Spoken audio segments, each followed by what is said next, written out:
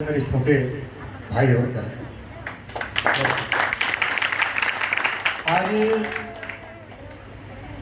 गुरु पूर्णिमा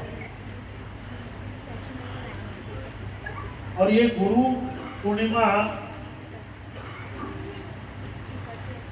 प्रतीक है आस्था का, समर्पण का, श्रद्धा भाव का, कि जिनसे हमने सीखा है, जीवन को पाया है, उनके प्रति समर्पण का आज दिन है। इसकी मैं बहुत बहुत बधाई देता हूँ। और ये परंपरा केवल हमारी सनातन संस्कृति में, ये तो बाकी जगह तो टीचर डे बनते हैं, नया शब्द है। योग वास्तव में प्रकृति का उपहार है। अगर महाकाव्य में अगर हम जाएं तो इस योग का वर्णन शिव महापुराण में मिलता है। वास्तव में जो अष्टांग योग है, ये भगवान शिव की इस कहना चाहिए कि मानव जीवन के लिए एक बहुत बड़ी कहना चाहिए उनकी देन हम सबके ऊपर।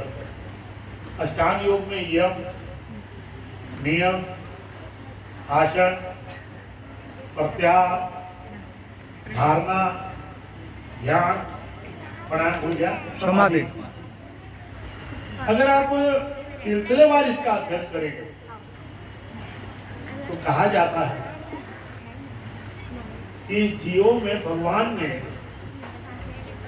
विवेक की शक्ति अगर किसी चीज को दी है तो मनुष्य को दी है, और उस विवेक की शक्ति से ईश्वर तक पहुंचा जा सकता है। ये शक्ति अगर किसी में है तो हम सब में है, और वो अगर प्राप्त करना हो उसका एकमात्र रास्ता है, वो है अष्टांग योग। आप लोगों ने, बहुत से लोगों ने पढ़ा होगा,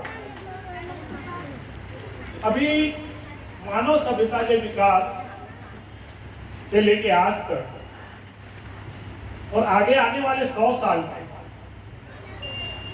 कौन सी चुनौती हमारे सामने आएगी। एक बहुत अच्छा राइटर है, हार्वर्ड के प्रोफेसर हैं, सेपियंस उसका नाम है, 3 एडिशन सेपियंस करके, युवान वाला हरारी।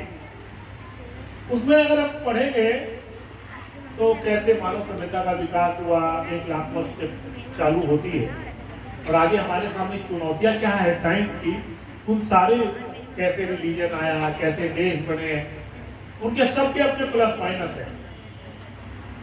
लेकिन उस किताब में, वास्तव में बहुत अच्छी किताब है, लेकिन उस किताब का अंतिम सार मैं आपको बता रहा हूं जो उसने लिखा। उसने लिखा कि मैंने बहुत अध्ययन किया, लेकिन मेरी कभी लिखने के लिए एकाग्रता नहीं बन पाई, मैं लिखने के लिए समर्थ नहीं हो पाया।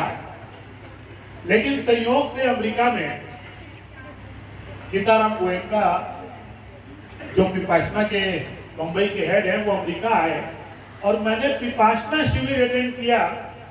उसके बाद मैं ये किताब लिखने की हिम्मत कर पाया हूँ। अब आप कल्पना कर लीजिए, वो किताब को पढ़ेंगे ऐसा लगेगा कि मालूम नहीं कहाँ इतना नॉलेज, कहाँ इतना ज्ञान, तथ्य के आधार पे सारा रिलीजन, सारे वाद। लेकिन अंतिम श्रेय भी अगर उसने किसी को दिया तो हमारी भारत की ये विपश्यना जो पद्धति है उसी को दिया। और विपश्यना की अलग अलग स्वरूप है, कोई किस रूप में, कोई किस रूप में, लेकिन सब अगर देखेंगे तो इस अष्टांग योग के हिस्से